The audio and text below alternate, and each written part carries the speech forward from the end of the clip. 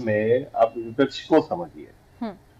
चर्चा होनी चाहिए, लेकिन चर्चा किससे होनी चाहिए? वो विपक्ष जो बाहर जाकर मिमिक्री कर रहा है उससे। सदन में तो रहना नहीं है इनको, वहां शोर शराबा करना है, वहां तोड़ फोड़ करनी है, वहां पर बिल्कुल एक माहौल इतना गंदा फैला देना है। तो किससे वहां पर चर्चा करें भी, तो किससे चर्चा करें? ठीक है।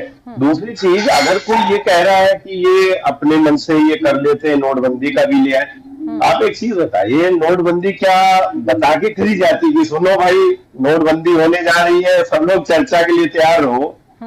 तो फिर जो हमारा मकसद है नोटबंदी करने का कि हम काले धन के ऊपर पे लगाम कस पाए, या जो भी ऐसा फंडिंग हमारे यहाँ घूम रही है जो हमारे देश की सुरक्षा के लिए घातक हो सकती है, हम उस पर कैसे लगाम लगा पाएंगे? ये कैसी मुझे नहीं समझ में आ रहा है, ये कौन लोग हैं जो ऐसे बयान देते हैं कि इतने महत्वपूर्ण चीजों को चर्चा करने के बाद में लगाना चाहिए।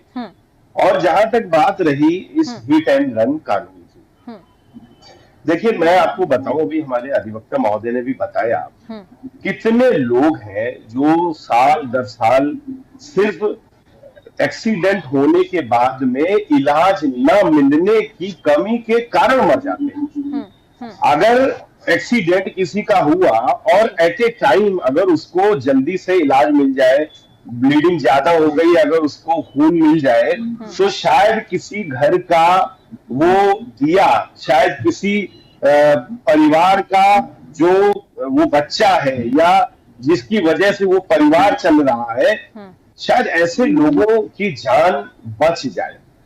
तो देखिए, ये जो कानून हम लाए, ये कानून हम सजा के लिए नहीं लाए, ये कानून हम सावधानी के लिए लाए, क्योंकि कानून हमेशा बनाया जाता है डर के लिए। क्योंकि डर होगा तो शायद वो चीज आदमी थोड़ा सा उस चीज को महसूस करे कि भाई हमारे साथ ये गलत हो सकता है, तो हमको ये करेंगे। जहां तक अभी हमारे कांग्रेस के प्रवक्ता हमारे सीनियर हैं ये काफी, प्रदीप टमटा जी, वो ये कह रहे थे कि वहां पर मारपीट कोई कर दे तो उसका भी उस कानून में उल्लेख है कि अगर आपको ये लगता है कि मौका वारदात पर अगर आप पकड़े जाते हैं तो हो सकता है कि आपके साथ में वहां पर कुछ मिसबिहेव हो जाए, तो आप वहां से चले जाइए, वो कोई दिक्कत नहीं। लेकिन आप वहां के पास के थाने में जाकर इत्तला कर सकते हैं, क्योंकि वहां पर जब आप इत्तला कर देंगे तो जो पुलिस है वो हरकत में आ जाएगी, और जो शायद उसको सूचना थोड़ी देर बाद प्राप्त हो वो जल्दी मिल जाए। और जिसका एक्सीडेंट हुआ है, क्योंकि ये जो एक्सीडेंट होते हैं ये एक्सीडेंट जानबूझकर तो करे नहीं जाते हैं, ये गलती से होते हैं। तो ये कहीं ना कहीं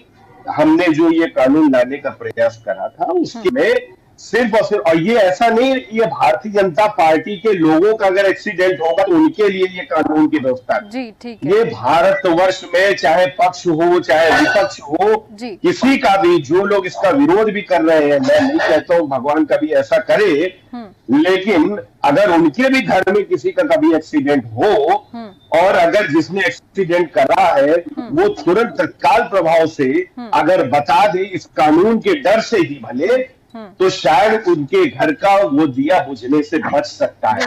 यहाँ पर सरकार की कोई ऐसी मंशा नहीं है कि हमको कुछ गलत करना है।